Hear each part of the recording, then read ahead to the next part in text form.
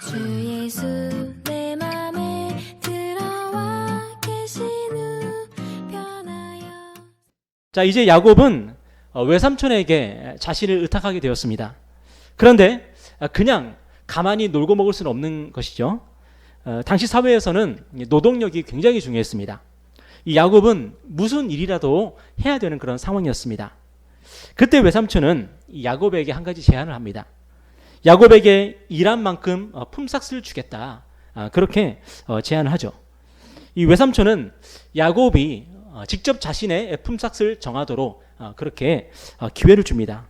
이때 야곱은 이 자신의 품삯을 무엇으로 정하는가 하면은 우리가 오늘 읽지는 않았지만 18절에 보면은 야곱이 라헬을 더 사랑함으로 대답하되 내가 외삼촌의 작은 딸 라헬을 위하여 외삼촌에게 7년을 섬기리다. 이 야곱은 외삼촌의 이 작은 딸 라헬을 사랑했습니다. 이 야곱은 라헬을 아내로 맞이하는 대가로 7년을 일하겠습니다. 이렇게 자신의 품삯을 정합니다. 이 당시에 이 결혼 풍습은 이 종내혼이라 그래가지고 친족 간에 결혼하는 것이 일반적인 그런 문화였습니다. 그리고 당시 사회에서는 뭐가 중요했다고요? 노동력이 가장 중요했습니다. 그래서 대릴사위 제도가 또 흔하게 있었습니다. 이 대릴사위가 뭡니까? 사위가 처가에 살면서 일정 기간 동안 뭐 하는 거예요? 노동력을 제공하는 거죠. 이 당시 사회에서 아내를 내가 데려오려면은 그쪽에서는 노동력이 한 없어지는 거지 않습니까? 그러니까 공평하게 사위가 일정 기간 동안 처가에 들어가서 일을 하면서 노동력을 제공해 주는 거죠. 그러면은 어떤 기한이 차면은 아내를 데리고 또 자기 본가로 이렇게 돌아오기는 그런 아주 노동력이 중요했던 사회에서는 굉장히 합리적인 그런 방식이었습니다. 그 반대가 뭐예요? 그 반대가 민며느리 제도. 민며느리 제도는 뭡니까? 반대로 여자가 들어가서 노동력을 제공하고 그 다음에 나중에 또 결혼하는 그런 제도가 있죠. 그래서 야곱은 라헬을 사랑했기 때문에 7년 동안 노동력을 제공을 합니다. 그런데 이 7년이 금방 지나갔다고 합니다. 며칠같이 지나갔다고 합니다. 이 사랑의 힘은 대단한 거죠, 그죠? 드디어 라헬을 아내로 맞이하는 혼인잔치가 열립니다. 이 혼인잔치가 이제 7일 동안 열리는 거예요. 자, 혼인잔치가 이제 열렸습니다. 야곱은 라헬을 데리고 이제 내 고향으로 돌아가야지 하는 그런 생각도 했겠죠. 그런데 야곱이 7일에 이 첫날밤을 딱 보내고 눈을 떠서 딱 보니까 내 품 안에 있는 사람이 누구예요? 라헬이 아니라 레아인 거예요. 야곱이 라헬을 아내로 맞이하기 위해서 몇 년을 일했습니까? 7년을 일했습니다. 7년 동안 내가 봉사하면서 노동력을 제공하면서 맞이한 아내입니다. 그런데 눈을 떠보니까 아침이 되어 보니까 걔가 아닌 거예요. 이거 뭔가 크게 잘못됐죠, 그죠? 야곱이요 완전히 망한 거죠. 자, 그런데 오늘 이 본문의 이 이야기가 참 우리 인생의 단편과 너무나도 흡사하지 않습니까? 우리도 야곱과 같은 이런 경험을 많이 하지 않았습니까? 지금 우리의 매일매일이 그런 삶일 수도 있어요.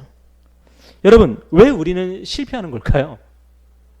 왜 하나님은 우리가 실패하도록 내버려 두시는 걸까요? 하나님이 우리를 사랑하신다면 실패하지 않도록 해주셔야 되는 거 아닙니까? 야곱이 밧다나람, 하란으로 올 때에 루스, 베델에서 하나님이 야곱을 만나 주셨습니다. 그때 야곱이 생전 처음으로 뭘 깨닫느냐면은 하나님이 나와 함께 하시는구나. 하나님이 내 편이시구나. 하나님이 나를 위하시는구나. 이 사실을 깨닫게 됩니다. 그렇다면 이후에 야곱의 삶은, 야곱의 인생은 잘 풀려야 되잖아요. 그런데 야곱의 인생이 꼬이는 거예요. 하나님이 함께 하시는 야곱의 삶이 꼬이고 실패하고 망하는 거예요. 여러분, 이 이야기를 통해서 성경이 우리에게 주는 중요한 교훈이 있는데 그게 뭐냐면 바로 우리 인생의 주관자는 하나님이라는 거예요. 우리 인생의 주관자는 하나님이고 우리 인생의 결정권자는 하나님이라는 거예요.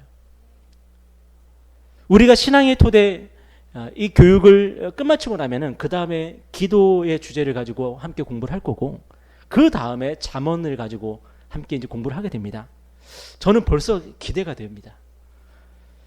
그런데 잠언서가 우리에게 교훈하는 핵심 진리가 뭔가 하면은 하나님이 우리를 인도하시고 하나님의 뜻이 이루어진다 하는 거예요. 잠언 16장 9절 한번 읽어볼까요? 자, 시작. 사람이 마음으로 자기의 길을 계획할지라도 그의 걸음을 인도하시는 이는 여호와시니라. 잠언 19장 21절. 자, 시작. 사람의 마음에는 많은 계획이 있어도 오직 여호와의 뜻만이 완전히 서리라. 여러분, 물론 우리는 나름대로 인생의 계획을 세워야 됩니다. 계획 없이 살자는 게 아니죠. 그리고 우리는 열심히 노력하며 살아야 됩니다. 하나님의 뜻대로 될 거니까 노력하지 말자, 이런 이야기를 하는 게 아닙니다. 그런데 우리는 하나님이 인도하는 대로만 갈 수가 있고 우리의 계획이 아니라 하나님의 계획이 이루어진다는 이 사실을 우리가 염두에 두고 계획하고 염두에 두고 우리가 노력하며 살아야 된다는 거예요. 이 사실을 우리가 마음에 두고 우리가 매일매일 살아가면은 우리가 계획한 것들이 이루어지지 않을 때에 우리가 절망하지 않을 수가 있죠. 왜냐하면 비록 내 계획은 이루어지지 않았지만 하나님의 뜻, 하나님의 계획은 지금 하나씩 이루어지고 있다는 믿음을 가질 수 있으니까. 내가 노력한 것이 이루어지지 않을 때도 있습니다. 내가 아무리 노력해도 되지 않은 것이 있습니다. 그래도 하나님이 내 인생을 인도하고 계시고 하나님의 뜻은 반드시 이루어진다 하는 그 믿음을 가지면 우리가 실족하지 않을 수가 있는 거거든요. 야곱의 원래 계획은 무엇이었습니까? 야곱의 원래 계획은 형 에서의 원한을 피해서 잠깐 외삼촌의 집에 머무는 거였습니다. 창세기 27장을 보면은 야곱의 어머니 리브가가 야곱에게 이런 얘기를 합니다. 내 아들아, 내 말을 따라 일어나 하란으로 가서 내 오라버니 라반에게로 피신하여 내 형의 노가 풀리기까지 몇 날 동안 그와 함께 거주하라. 몇 날 동안 그와 함께, 외삼촌과 함께 거주하라. 이것이 야곱과 그리고 리브가의 계획이었습니다. 야곱은 외삼촌을 위해서 7년을 노동을 했습니다. 그런데 이건요, 별로 싫지 않은 7년이었어요. 왜냐하면 나름대로 괜찮은 투자였거든요. 내가 사랑하는 여인을 아내로 맞이할 수 있다면 7년쯤이야 하면서 노동을 할 수 있는 거예요. 야곱은 이제 집으로 돌아가야지 하고 생각했을 것입니다. 그러나 자신이 아내로 맞이한 이 여인이 자신이 사랑했던, 자신이 헌신했던 여인이 아니라 내 스타일이 전혀 아닌 레아라는 그 사실을 깨달았을 때에 그때 야곱의 마음은 무너졌을 거예요. 그리고 야곱이 이 일을 수습하기 위해서 몇 년이 더 필요했어요? 7년이 더 필요했어요. 여러분, 세상은 우리가 계획을 철저히 잘 세우면 성공할 수 있다 라고 얘기하고, 우리가 혹시라도 실패했으면은 네 계획에 문제가 있어서 그럴 거야, 네 계획이 철저하지 못해서 그런 걸 거야 라고 얘기하죠. 세상은 우리가 열심히 노력하면 성공한다 얘기하고요, 우리가 실패하면은 네 노력이 조금 더 부족해서 그래 라고 얘기합니다. 그래서 결론이 뭐예요? 이 세상이 우리에게 말하는 결론이 뭐예요? 네 인생은 네가 책임져야 되지, 너 왜 그랬어, 좀 더 잘하지, 그거예요. 그런데 성경은 우리에게 뭐라고 말씀한다고요? 하나님이 우리를 위하시고 하나님이 우리를 사랑하시고 하나님이 우리와 함께 하심에도 불구하고 얼마든지 우리는 실패할 수 있다. 얼마든지 우리는 우리가 원하는 것을 얻지 못할 수도 있다. 그러나 그것 때문에 낙심하지 말고 절망하지 말고 하나님이 여전히 나를 인도하고 계심을 믿으라는 거예요.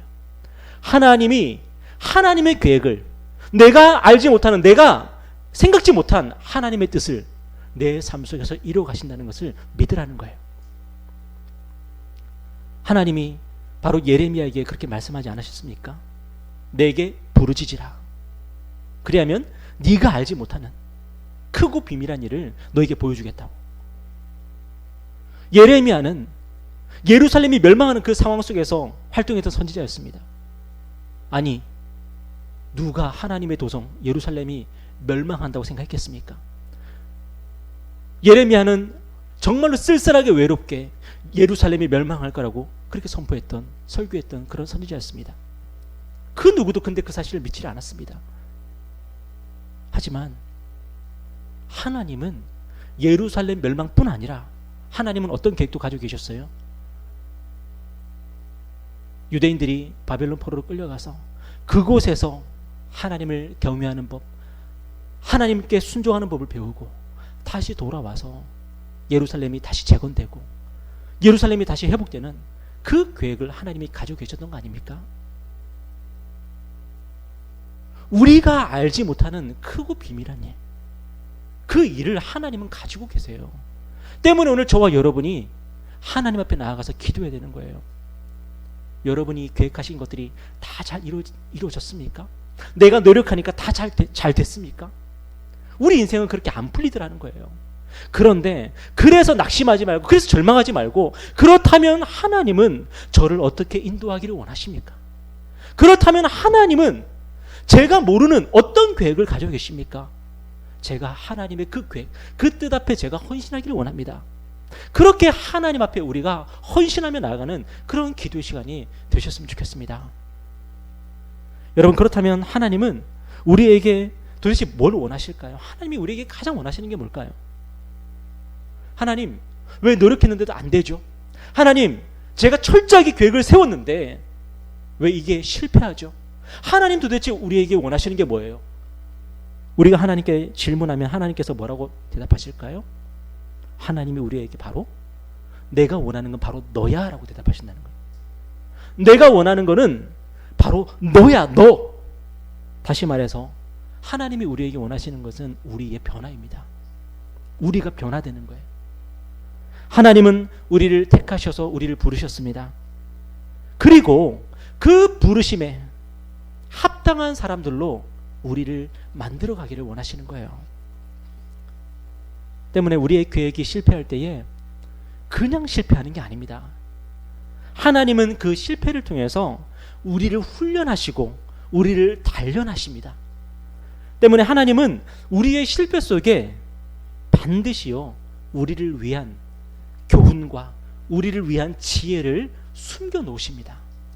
그러니까 우리가 실패할 때, 우리가 넘어질 때에 뭘 찾아야 돼요? 하나님이 이 실패 속에 하나님이 뭘 숨겨주셨을까? 그 보물을 찾아야 되는 거예요. 그 보물을. 그 보물을 찾기 위해서 우리가 성경을 읽는 것이고 기도하는 거예요. 정말로 처절하게 실패했을 때에 오늘 이 시간 기도하면 하나님께서 이 실패에 담겨있는 하나님의 뜻이 무엇인지 우리가 깨닫게 하시는 거예요. 그런데 우리가 기도하지 않으면 그냥 실패는 실패일 뿐이죠. 이 실패의 의미도 모르면서 늘 힘들고 어렵게 살아갈 뿐이죠. 아무것도 못 배운다는 겁니다. 오늘 본문을 보면 야곱은 크게 실패합니다. 망해도 크게 망합니다. 여러분, 7년이라는 시간이 보통 시간입니까? 여러분에게 7년을 다시 준다면, 여러분이 7년 전으로 돌아간다면 얼마나 할 게 많아요. 그런데 야곱은 14년을 갖다가 외삼촌을 위해서 노동력을 그냥 제공하도록 지금 결론이 났어요. 근데 야곱이 실패했는데, 야곱이 망했는데 그냥 실패한 게 아니라 그냥 망하는 게 아니라 그 실패 속에서 하나님이 야곱에게 굉장히 중요한 걸 가르쳐 주세요. 야곱은 다른 사람의 발꿈치를 잡는 자, 다시 말해서 다른 사람을 속이는 자예요. 그런데 야곱이 어떻게 실패하고 어떻게 망합니까?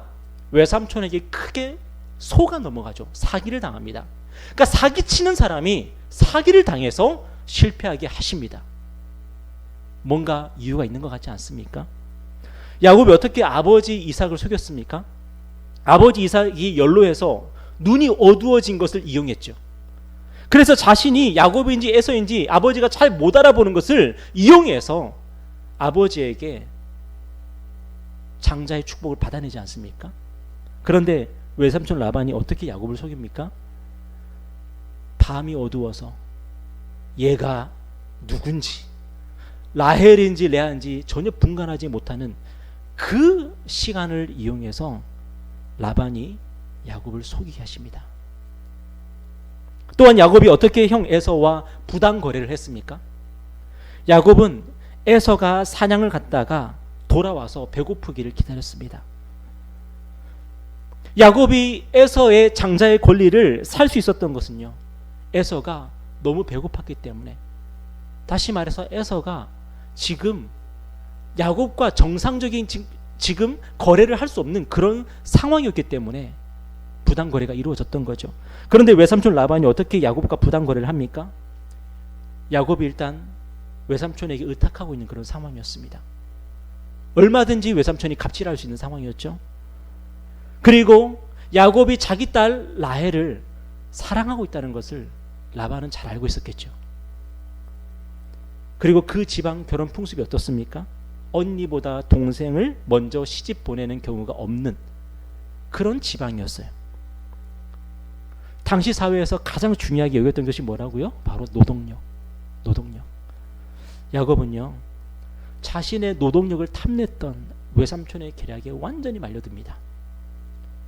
야곱은 외삼촌을 원망했겠죠?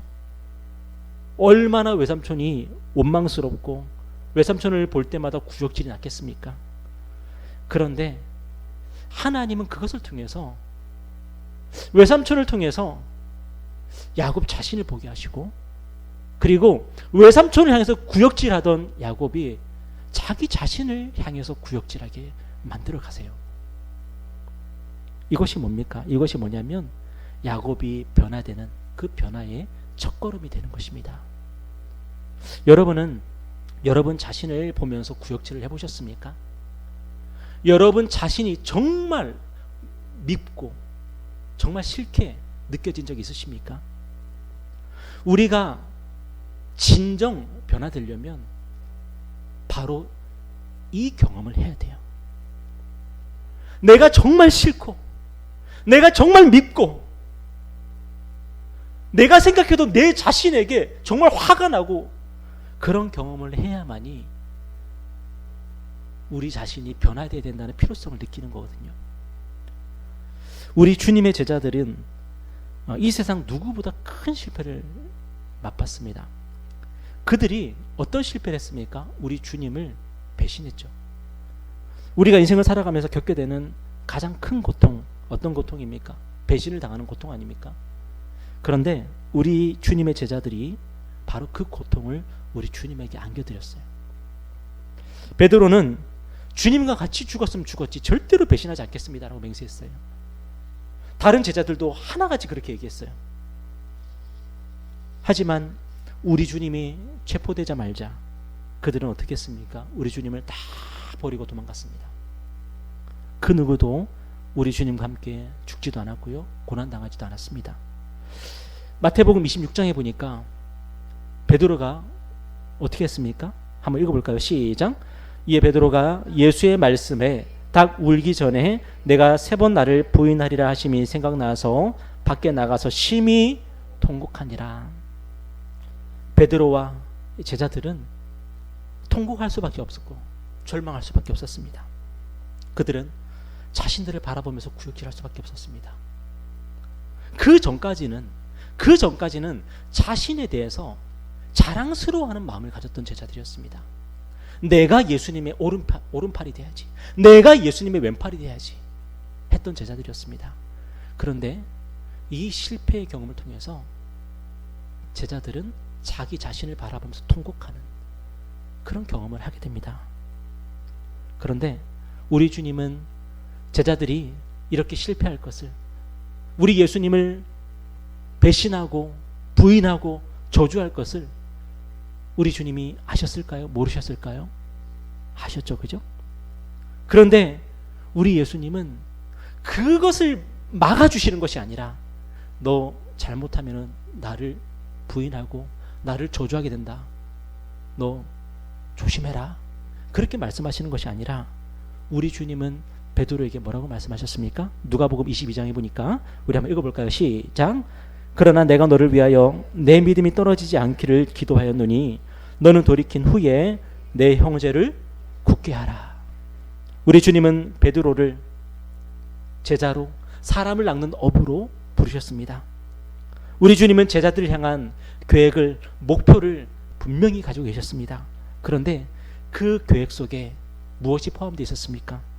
베드로가 그리고 제자들이 실패하고 넘어지는 것도 포함되어 있었습니다.